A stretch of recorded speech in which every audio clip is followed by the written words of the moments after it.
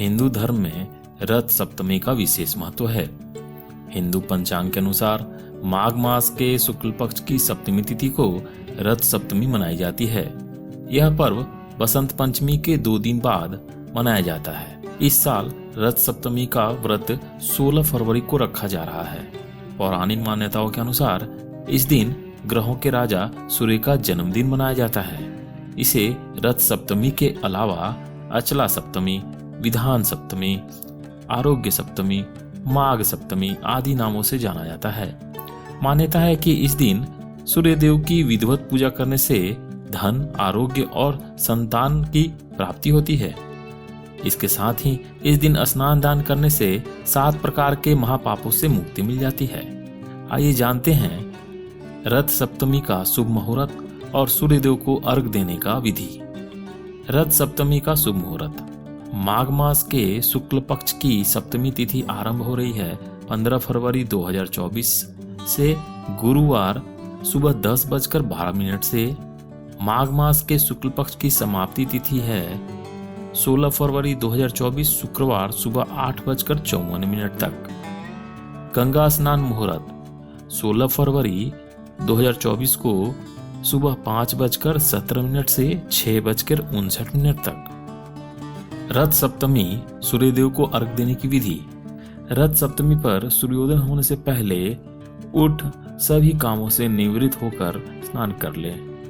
आप चाहें तो इस दिन गंगा नदी या किसी अन्य पवित्र नदी में स्नान कर सकते हैं।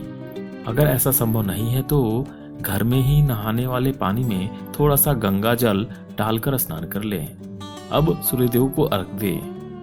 अगर तीर्थ स्थान में हैं तो सूर्यदेव को अर्घ दें और नमस्कार करने के साथ लाल फूल चढ़ाने के साथ कपूर घी का दिया जलाकर आरती करें। अगर घर में ही स्नान कर रहे हैं तो लोटे में जल, थोड़ा सा सिंदूर, अक्षत, लाल फूल डालकर सूर्यदेव को अर्घ दें। इसके साथ ही ओम सूर्याय नमः मंत्र को बोलें।